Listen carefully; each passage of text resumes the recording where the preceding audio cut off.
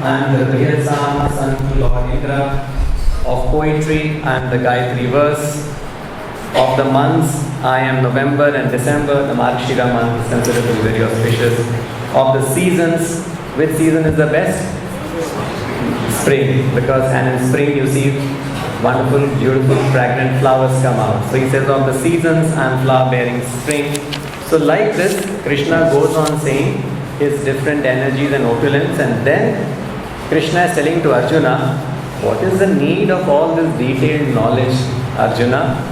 And he summarizes this entire detailing that he has done till now into one verse, and that is this. And what is that summary?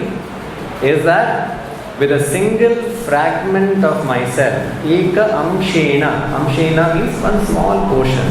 I pervade means he's existing everywhere and support this entire universe. So today we are all sitting here because Krishna is supporting. We are able to talk, breathe, speak, see because of Krishna's energy in us. The super soul is sitting in our heart, and all the energy that we get is from the super soul. So if the super soul leaves us, we will have no ability. And not only in the living being, in even inanimate things, it is Krishna who is everywhere existing. Krishna is the cause. That's why Brahma is telling, you are Ishvara Parama Krishna. The Parama Ishvara is Krishna, Satchidananda Vigraha, Anadir Adir Govinda. Anadi, he has no beginning. Adi, he has no beginning, and he is the beginning of everyone. And Sarva Karana Karanam, he is the Karana of all Karanas. So here, one should know, Prabhupada is writing that all things, very clear statement, not some things or this thing or that thing. All things are existing. Why are they existing?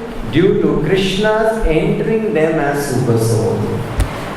In the planet Earth, Prabhupada gave a very nice explanation.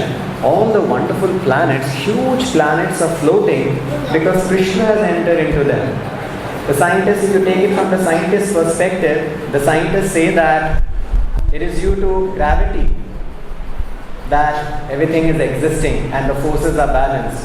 When an apple fell on the head of Newton, he discovered that gravity, and he became a very celebrated person. But what didn't get answered is that who made the law of gravity? That nobody has answered even till today. Gravity they have discovered, but such a wonderful discovery, who made it? If in this room, it's a small room, what is the gravity? 9.8 meters per second square. Suppose I am to create some gravity here, say something else, say some different gravity, because gravitational forces are different in different planets. In the moon, the gravity is 1/6. So who created on Earth 9.8 meters per second square, and in planet moon 1/6 of this, and in different planets different gravity? So if we have to create a gravity different from 9.8 meters per second square in this room, the amount of equipments you will need and the enormous amount of intelligence and arrangement you have to make to change the gravity here. So who made if gravity is such a wonderful thing that it is balancing life on Earth, it is balancing Earth itself, it is balancing Mercury, Venus, Jupiter, Saturn, Uranus, Neptune, the Sun, the entire universe. Imagine such a wonderful thing. Imagine the brain of a person who has created it. We cannot even conceive of it. And we are figuring it out from this human brain. So then the question should be, who created this human brain? Right? If you have figured out so many things, then who figured out this brain? We didn't create, we were just born with this human brain. So many different ways Prabhupada very nicely explains that we are all parts of Krishna. Krishna also says, Mama Amsha Jiva Loka Jiva Bhuta Sanatana. We are eternal fragmental parts of Krishna, and a small portion of the Shakti is there in us because we are getting it from our Father Krishna. So we must always be very indebted to the Supreme Personality of Godhead for having given us the Shakti. And we must realize, it's like, if a child, today everything that the child is enjoying is because of the mercy of his father. The child is living peacefully, the child is getting food nicely, the child is getting a nice education nicely. 100% he is being maintained by the father. Now the child thinks, I am independent, I am like this, I am like that. His father will wonder, what kind of a child is he? Everything is getting due to my mercy and he is not being grateful to me. Right? In the same way, we are all children of the Supreme Lord Krishna. And we must realize that Krishna is the Sarva Karana Karana. We must always be grateful to Him. We must worship Him. That is our real constitutional position. To recognize that Krishna is Almighty, is the Supreme Personality of Godhead, and it's our duty to offer Him worship and to be grateful to Him. So here it is said, from Brahma, the most gigantic entity, down to the smallest ant. All are existing because Lord has entered each one of them and is sustaining them. Lord has entered into our body as a super soul Paramatma and is maintaining us. He is the origin of everyone born. No one is greater than Him, and no one is superior to Him, and no one is equal to Him. There is a sloka for this in the Shastras. It is called Asamordhva. Asamordhva means Asama Urdhva. Asamordhva means Krishna's name is Asamordhva, meaning Asama. Sama means equal. Asama means no one can equal Krishna. And Asa Urdhva means no one can be greater than Krishna. So it's a perfect name that fits Krishna. In the Vishnu mantra it is said that one who considers the Supreme Lord Krishna in the same category with the Devatas, be they even Brahma or Shiva, at once becomes an atheist. So Krishna, Ekala, Ishvara, Krishna, are sab Dhritya. Only one Ishvara, the Supreme Lord, is Krishna, are sab. Everyone else is a servant. In the Srimad Bhagavatam, also this thing is repeated, that Krishna is the only Supreme Personality of Godhead.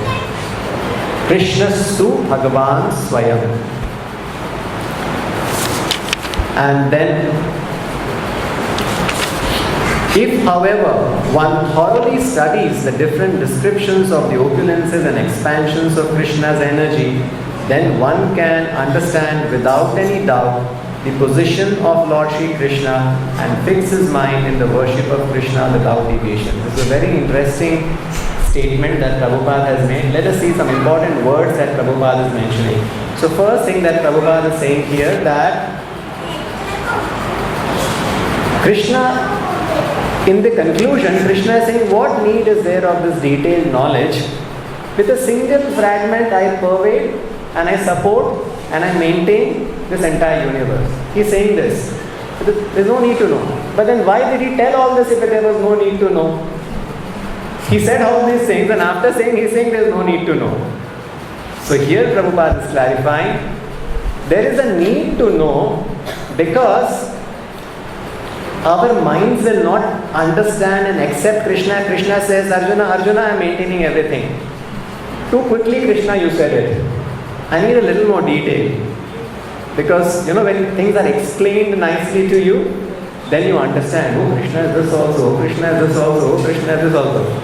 Krishna is everything, ultimate. Worship Krishna. If this is the only message that Krishna gives in Bhagavad Gita, then we will not understand. Like Prabhupada says very nicely, Bhagavad Gita, there was no need for Krishna to speak 700 verses. The summary of Bhagavad Gita is just one verse. Does anybody know if Bhagavad Gita has to be summarized in one verse, which is that verse? Thank you. Sarva dharman parityajya mamekam sharanam vraja aham tvam sarva papebhyo mokshishyami ma shucha. Krishna could have just said this. But in order to bring the jivas, the conditioned soul, To actually sarva dharman parityajya mamekam sharanam vraja, to actually make them do this, Krishna has to convince the conditioned soul, because we are so conditioned that we do not understand Krishna. We have forgotten Krishna.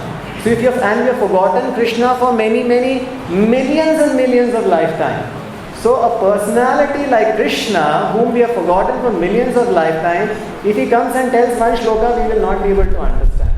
So Krishna is telling 700 shlokas, explaining his opulence, explaining his nature, explaining what has happened to us, explaining what we should be doing. Man mana bhava mad bhakto madhyaji manam. He's explaining all these things just so that a conditioned soul understands Krishna's position. Oh, Krishna is so great.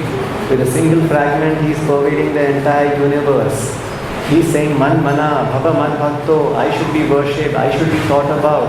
And he is explaining about different modes, he is explaining so many things. He is explaining there is a spiritual world, he is explaining there is a material world, he is explaining this material world is dukkha layam ashasvatam. The Supreme Personality of God is certifying this material world is dukkha, it is temporary. And he is telling us, Tadhama paramam mama, I have a supreme world and come to that world.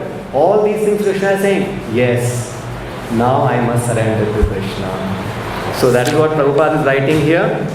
If one thoroughly studies the different descriptions of the opulences and expansions of Krishna's energy, what Krishna is explaining in this chapter and in other chapters, then what will happen? Now here very interesting words Prabhupada is writing.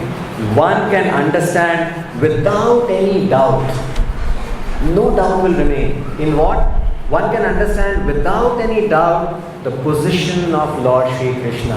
Means to know Krishna is not so easy.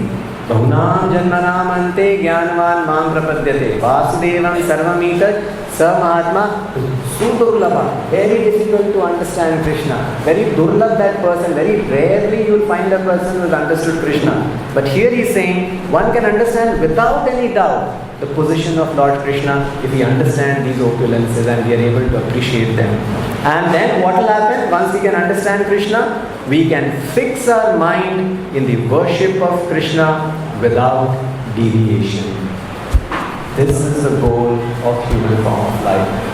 How to fix our minds in meditating on Krishna without deviation. Smartavya sadatam Vishnu Vismartavyo na jatuche Sarve vidhi nisedasyur ekayor eva kinkara. This verse says, today we have so many scriptures. We have Bhagavad Gita 700 verses. We have Bhagavatam 18,000 verses. We have Mahabharata 1 lakh verses. And if you take all the Vedas, all the 108 Upanishads, all the Puranas and all of them, it will run into some crores and crores of verses. So now, what is the ultimate essence of all these crores and crores of verses? So this is the essence. This one verse says, Smartavya satatam Vishnu, always remember Krishna. And the reverse is also mentioned. Vismartavyo na jatuche, and never forget Krishna. See, both the things are mentioned. And these two things, Sarve vidhi nisedasyur etayor eva, all the different vidhi niseda, all these are scriptures which contain millions and millions of verses. What are these scriptures? What we should do and what we should not do. This is basically what all scriptures are saying.